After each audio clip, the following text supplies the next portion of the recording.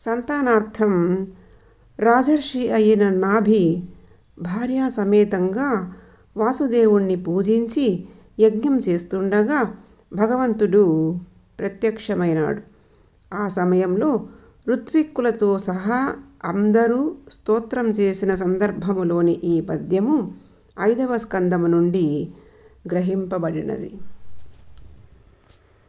పరిపూర్ణుడవై ఉండియు మరవక మా పూజలెల్ల మన్నింతువు. పరిపూర్ణుడవై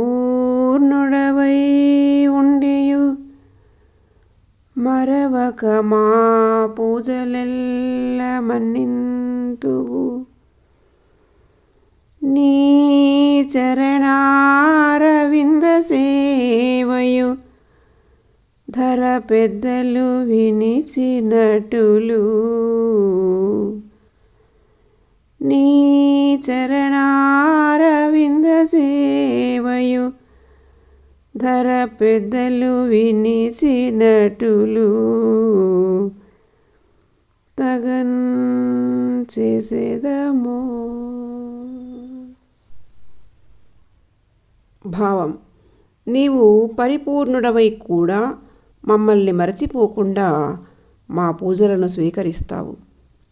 పెద్దలు మాకు చెప్పిన విధంగా నీ పాదపద్మాలను సేవిస్తాము.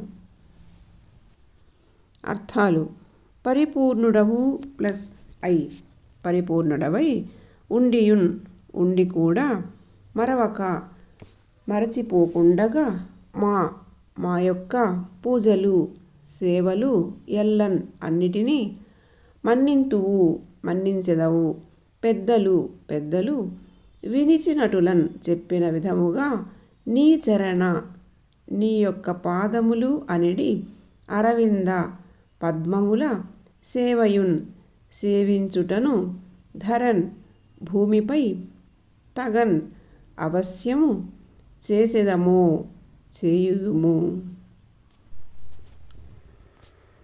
పరిపూర్ణుడవై ఉండియు మరవక మా పూజలెల్ల మన్నింతువు.